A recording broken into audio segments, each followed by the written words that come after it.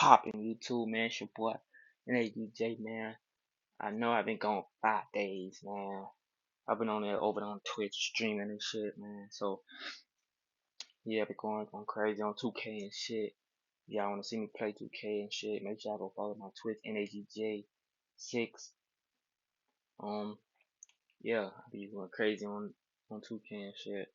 But today, we got a reaction video that y'all been literally waiting on. We got the story of D.Rose /600 part 3, but yeah. I've really just been trying to board this, but it's like y'all, a lot of people been saying do it and shit, but it's like I do it and then the video just stops and shit, and it won't upload none of that. So I'm gonna try one more.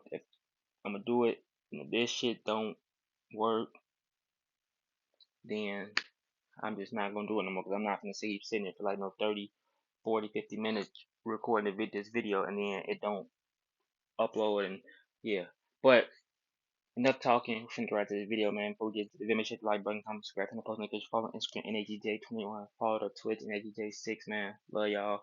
Rock with y'all. Let's get right to this video, man. D.Rose /600. D.Rose/600 Part 2. This is the second part of the story of D.Rose and 600.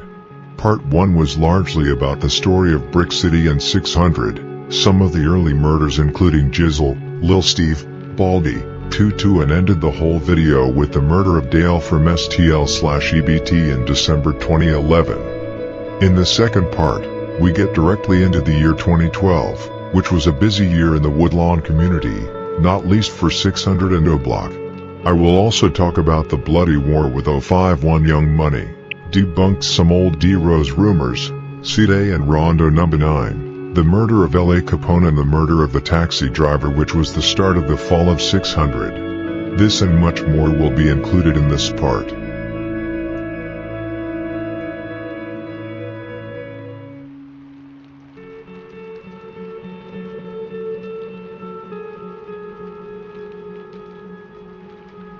We jump right into this story and start with the murder of Shaq from 600, a murder that supposedly kicked off the war between 051 Young Money and 600, which had already laid brewing for a while with shootings but also heavy mockery on social media.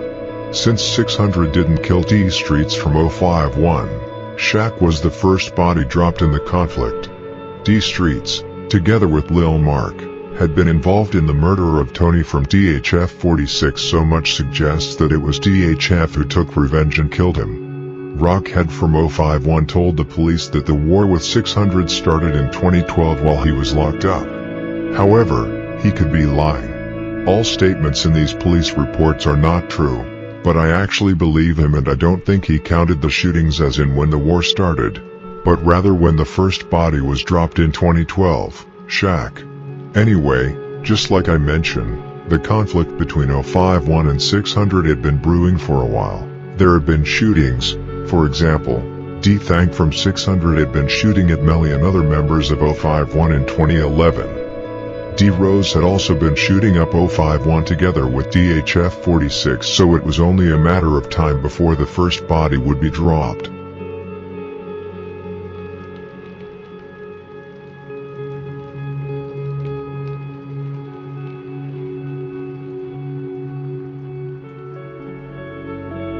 On February 2nd, 2012, a cold winter evening, Shaq was brutally killed outside a house party in an alley located in the 5900 block of South Calumet Avenue, which is territory belonging to 600.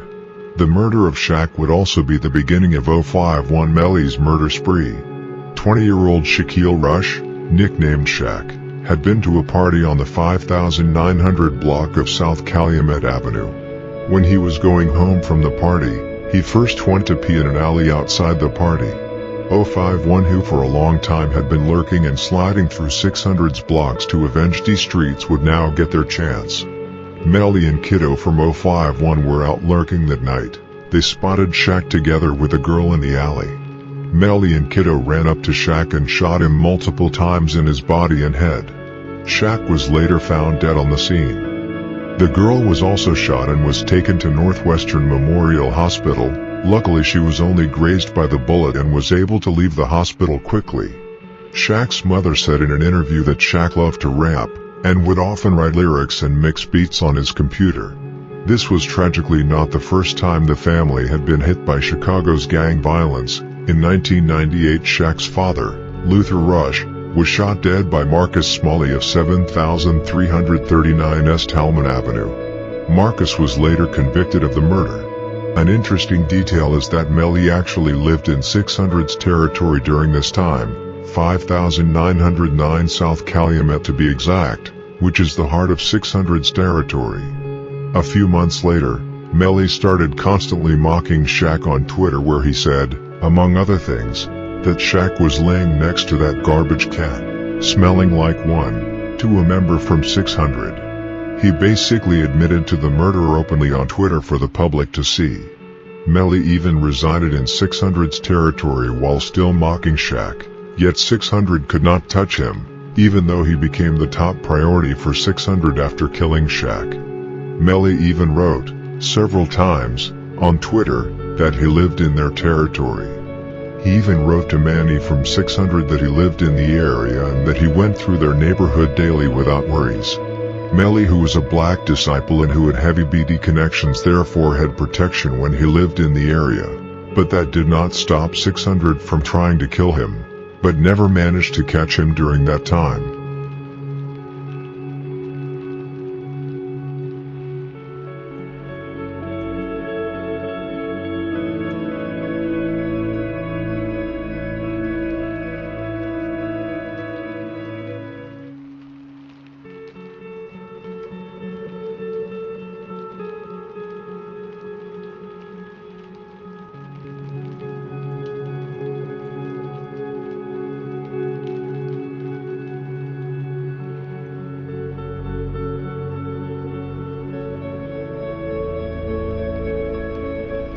Only 2 weeks after Shaq's murder, Sherwood from a block was murdered, allegedly by Boss Trail from STL/EBT. The reason why I tell this, even though it's not about 600, is because 600 allegedly took revenge on STL/EBT by killing King Doc. However, there are different opinions about who actually killed Doc. I have previously stated in earlier videos that King Von and T-Roy from O Block were involved, which is a rumor I was told. However, many believe that it was 600 and Lamron that did the hit. King Doc, whose real name was Marlon Monroe, also known as King Doc, had just been at his aunt's house and painted. After a few hours of painting, he became thirsty and decided to go to a nearby convenience store to buy something to drink, but he would never have time to enter the store and buy his drink. A car pulled up.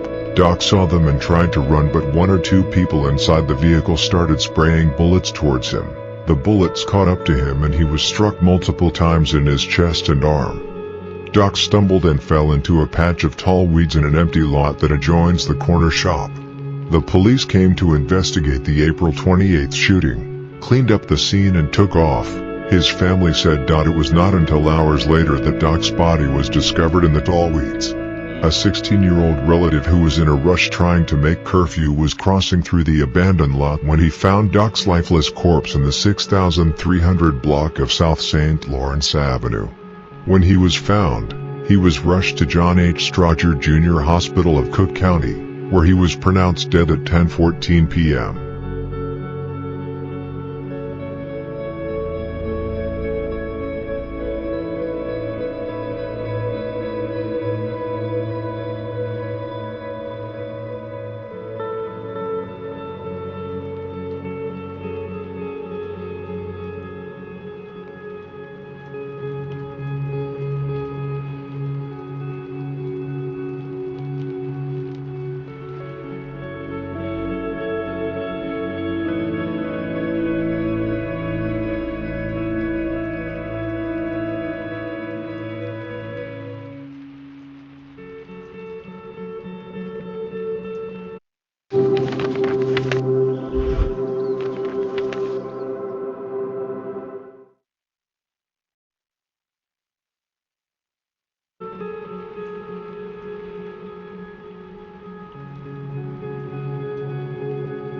King Doc had just returned to the free world after being imprisoned for stealing a car. He got out on parole 2 months before he was killed. Before his death, Doc was trying to get a painter's license and had been doing maintenance for property owned by his aunt. He had received a GED while in prison, his family said.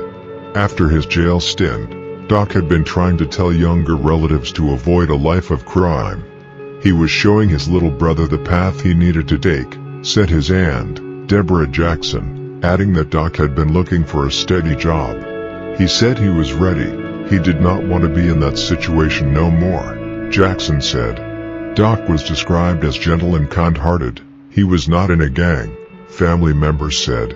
The 16-year-old boy who found Marlon was none other than Modell McCambray, who was a cousin of Marlon and whom we will come to later in the story. Modell was cutting through the store parking lot when he stumbled over the body.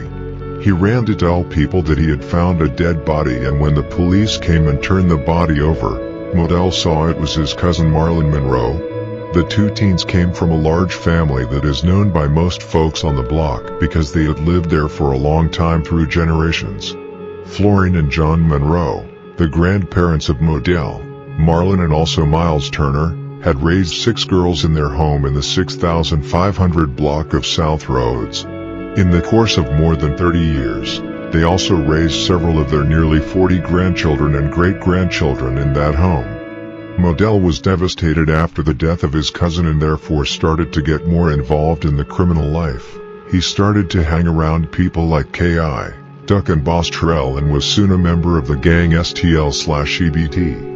The murder of Marlon was a nightmare for the grandparents Florine and John, but a few months later the nightmare would worsen further when King Von from a block murdered said Modell and paralyzing his cousin Miles.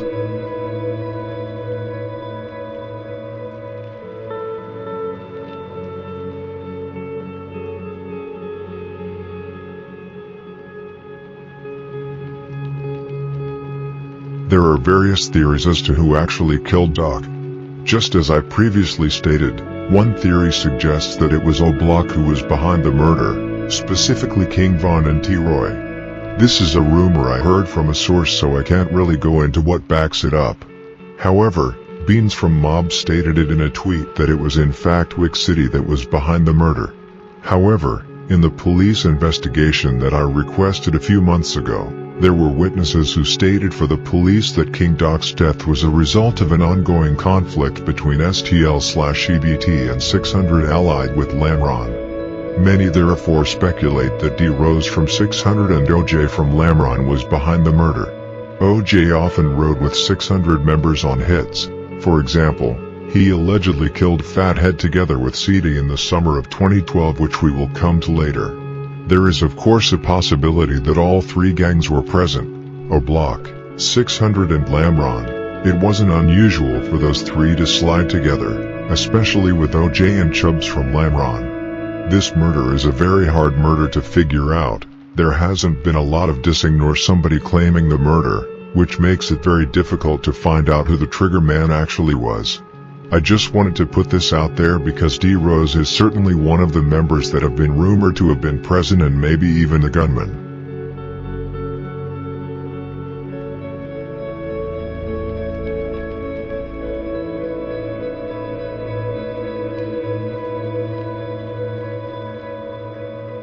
Just a fortnight after the assassination of King Doc, it was 051's turn to be targeted for revenge. Namely, 600 was looking for revenge after the murder of Shaq, who was brutally murdered by Kiddo and Melly. One June 22nd, one of Chicago's most infamous hits would go down when 600 together with Lamron slid on 051 Young Money. I'm talking about the murder of Fathead. Antonio Davis, aka Fathead, of the 8000 block of South Eberhard Avenue, was visiting his aunt's home at 70th and Union, which is territory belonging to SMB, who are neighbors to Brick Squad and Low Life. Antonio was walking together with his 22-year-old cousin Erica and decided to walk to the store. They did not think anything of the light-colored van that slowed as it passed them on Union, despite the hard-eyed stares from the people in the car. But Erica recognized a man in a dark hooded sweatshirt as the van's passenger when they encountered him on 69th Street. The one she recognized was Pt from 600, who was allegedly driving the car. The side door on the van opened. OJ and Ct started shooting, which caused Fathead to fall to the ground while Erica ran away in a panic. Ct or OJ then jumped out of the van and walked calmly to the lying Antonio, stood over him, and shot him multiple times in the head. Antonio, who was only 14 years old, was tragically found dead on the scene by police and paramedics.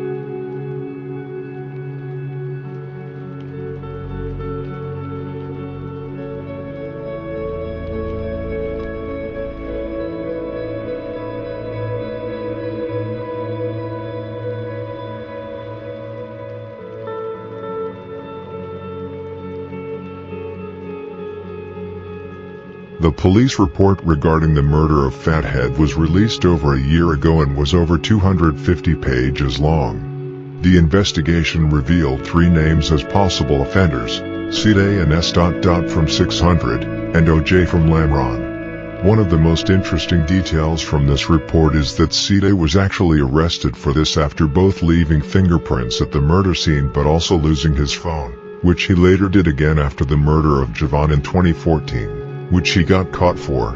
Another interesting detail is that OJ actually snitched on Ct for killing Fathead.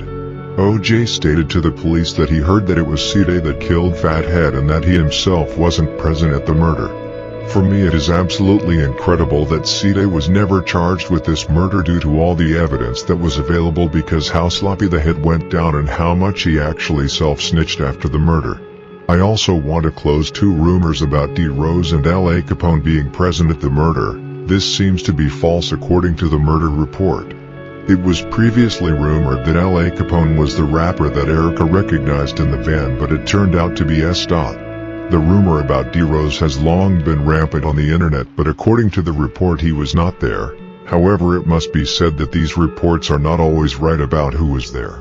Something that has been widely speculated about is why Fathead was murdered. There has long been a rumor that Fathead was going around falsely claiming that he was responsible for killing Shaq a few months back. This is false, at least to my knowledge. Him getting killed was most likely random, to the extent that he wasn't killed for a real reason more than that he was a member of 051 Young Money and in an act of revenge for Shaq.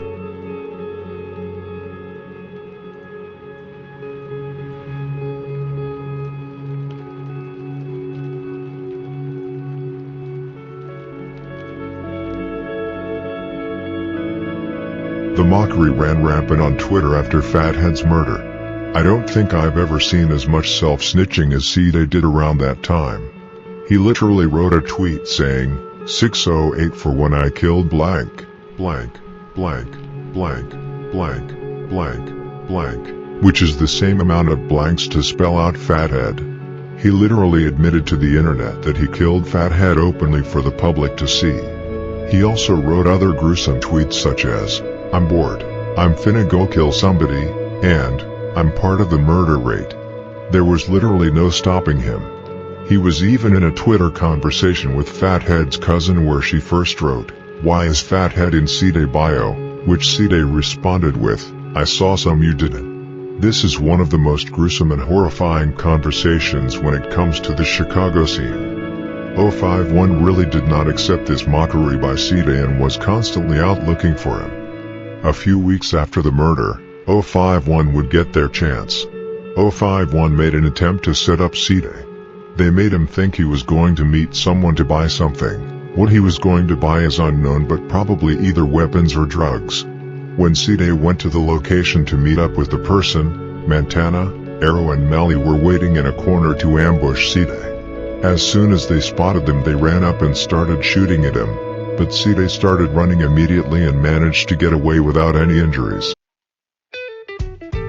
Damn, that shit crazy.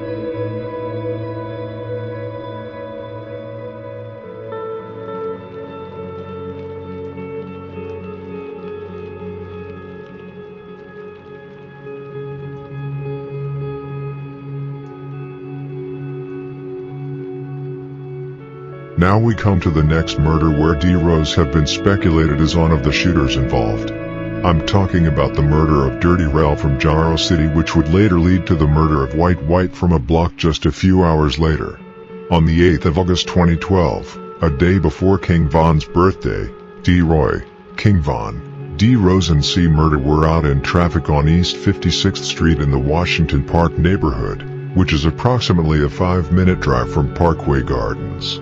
D-Roy, Von, C. Murder and D.Rose were not out looking for someone special but just rode around smoking and listening to music.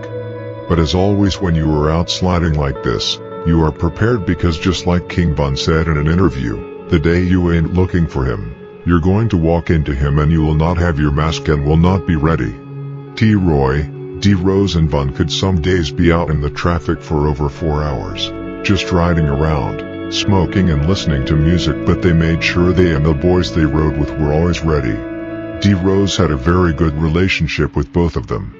They had their guns and had their masks in case they would unexpectedly bump into an enemy where they didn't think they would see him.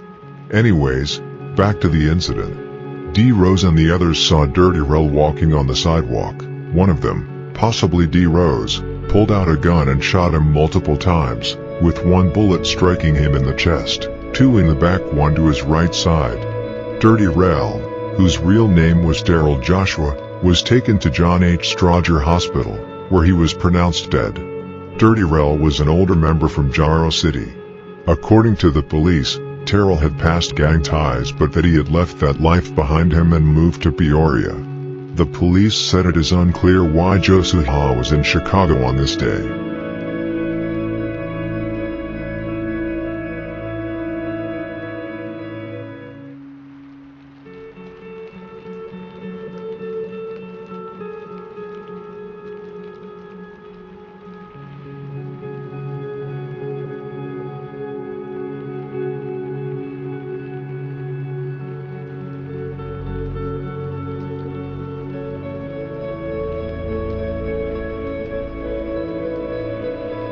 The retaliation would come soon after the murder of Dirty Rel. Both Jaro and STL got hurt after the murder of Rel, Wooski from STL/EBT and 50 Shots from Jaro City, who was really close friends and were the two who really held Jaro City and STL/EBT together, decided to go to Parkway to try to retaliate immediately on a block. Usually, when the other side tries to retaliate this fast, it's without success or they succeed but someone gets caught and has to spend the rest of their life in jail. This is because the police, in most cases, directly receive the information about which gang was involved in the murder and are therefore prepared in case a quick retaliation would come against the block that was involved in the murder. In this case, police knew about a block's involvement in the murder of Dirty Rel, just like they knew after the murder of FBG Duck. Therefore they decided to post up with cars and officers around Parkway Gardens, just like after the murder of Duck. Wooski and 50 Shots knew about this but decided to take the risk anyway. They went to East 63rd Street and South Martin Luther King Drive and spotted White outside of a store. King Von was with him and had just bought him a pill of some sort. Then Von went into the store, and when Von was in the store, 50 Shots and Wooski took the opportunity to score. 50 Shots shot him in his chest once, but what they did not know was that police officers were patrolling exactly that street. The police officers saw when 50 Shots shot White in the chest, and when they came to the scene, 50 Shots started to shoot at the officers without hitting any of them. However, the officers returned fire and shot 50 Shots in his leg, but the two still managed to flee the scene. 50 Shots was later arrested and charged with the murder and is still awaiting trial.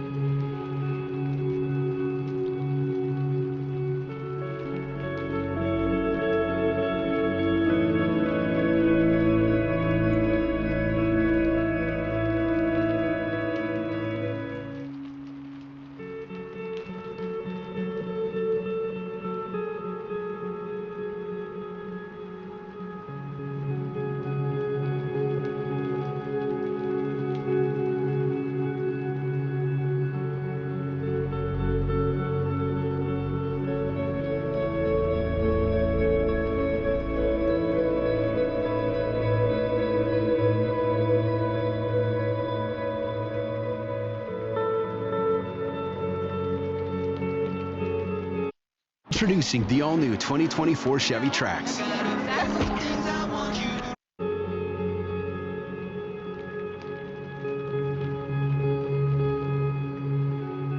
After the assassination of Dirty Rel and the swift revenge on O'Block, months of shootings and killings awaited.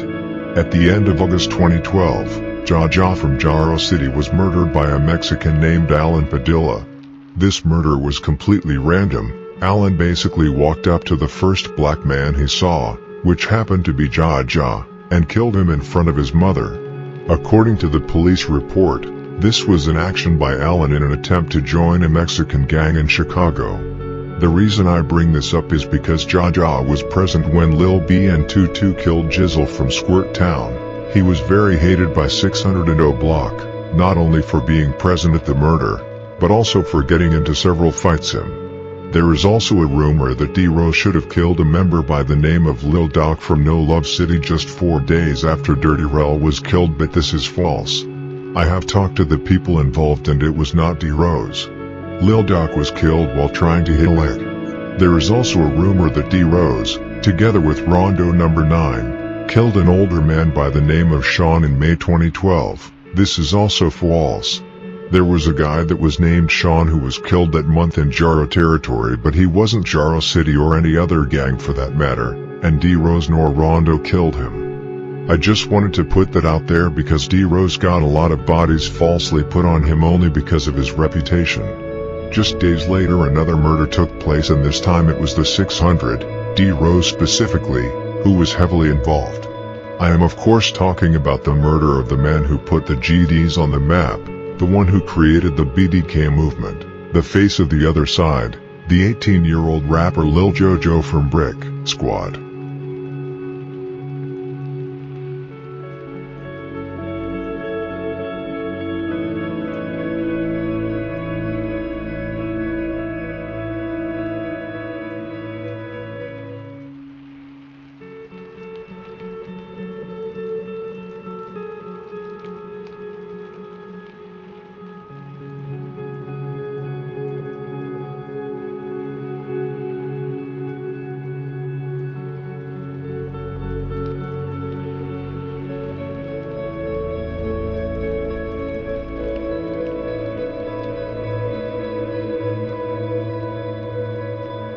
On September 4th, at 6:13 to be precise, a tweet came from Lil Jojo, a tweet that would cause devastating consequences, not only for Jojo but for the future as well. Of course I'm talking about the tweet where Jojo gave away his location openly for the public to see. I'm on 069. I'm out here, he wrote. As soon as Lamron, SMG, O'Block, Lowlife and 600 saw the tweet, they quickly got together and got into 3 cars. They knew there was a risk of only bringing 1 car because you have to remember this, just because you are given a location, it's not easy to just come and kill. The main thing in wars like this is to play defense, flipping cars that try to slide and not moving sloppy to give the enemies any chance to catch you. The risk when a member releases their location is that they are prepared for someone to slide and are therefore already ready with weapons to shoot back. Therefore, 600, Lowlife, O'Block and SMG chose to come with 3 cars, filled with top members from the different sets, each set wanting to be the ones catching him. 2 of the members present at the murder were D.Rose and Poo-Poo from SMG. These 2 members were very close with each other since Poo-Poo took him under his wing in late 2011.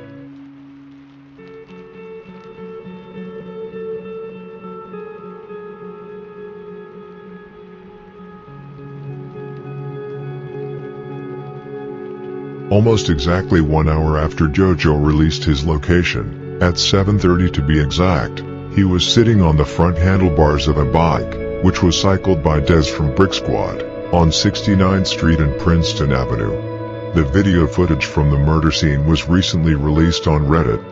In the video, you can see Dez and Jojo riding the bike in the middle of the street while 3 cars are trailing them. You can also see Jojo looking back once or twice at the cars, probably in panic of what is about to happen. I can't even imagine what went through his head at that moment. Imagine getting followed by 3 cars that want you dead. It must have been pure horror. According to the murder report, the 3 cars were actually seen once before the murder, circulating the area, looking for Jojo. The second time they came around, they spotted him. The video footage does not show the actual murder since the camera was facing the other direction. Once the cars came close to Jojo and Des, they jumped off the bike and ran in 2 different directions. Des ran down the street where the cars came from while Jojo ran in the opposite direction, the direction the vehicles were facing. Lil Jojo did his absolute best to get out of danger, but unfortunately, the bullets caught up to him. Lil Jojo got hit once in the lower back, but he was still running, which caused the bullet to travel up to his heart, which in turn caused him to collapse in front of the stop sign located at 70th and Eggleston as he was trying to run around the corner, which is exactly behind where the camera was located. Lil Jojo was found unresponsive around 9 p.m. with a gunshot wound and was tragically later pronounced dead at the University of Chicago Medical Center. Damn.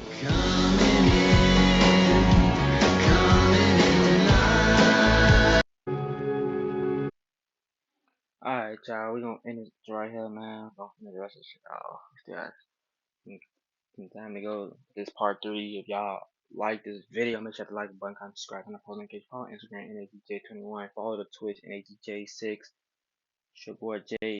I'm out. Peace.